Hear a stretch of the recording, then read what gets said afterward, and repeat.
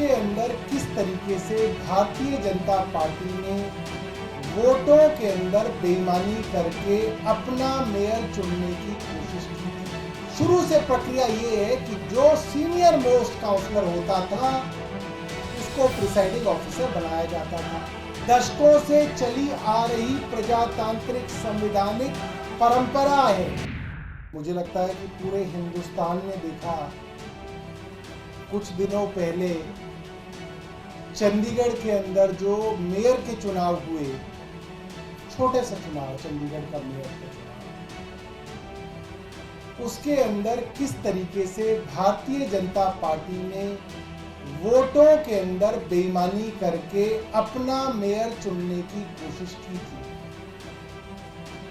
और उस पूरे षड्यंत्र के अंदर जो मुख्य किरदार,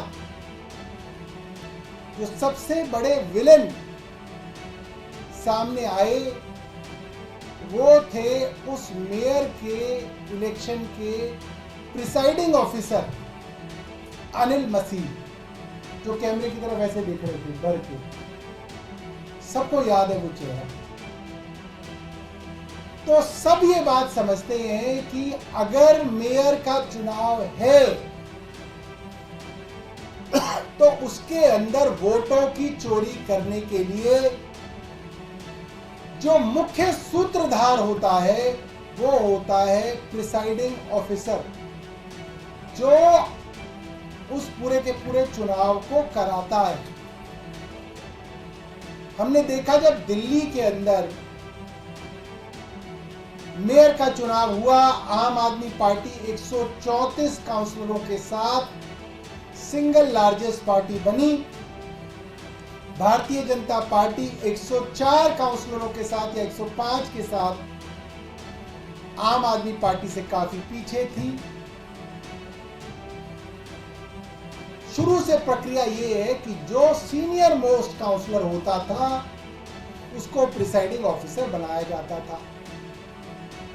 मगर उन मान्यताओं को दरकिनार करके दिल्ली के लेफ्टिनेंट गवर्नर साहब ने भारतीय जनता पार्टी की एक पार्षद को प्रिसाइडिंग ऑफिसर करा और किस तरीके से उन्होंने बेईमानी से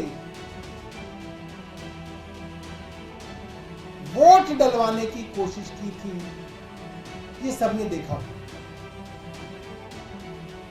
अब जो कल मेयर का इलेक्शन होना है, ये एक तय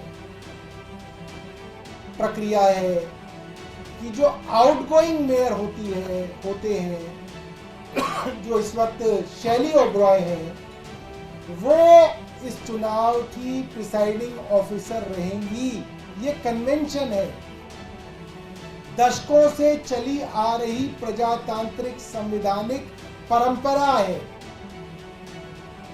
मगर मुझे दुख के साथ कहना पड़ रहा है कि भारतीय जनता पार्टी की केंद्र सरकार द्वारा लगाए गए उपराज्यपाल इस पुरानी परंपरा को तोड़ने की कोशिश कर रहे हैं।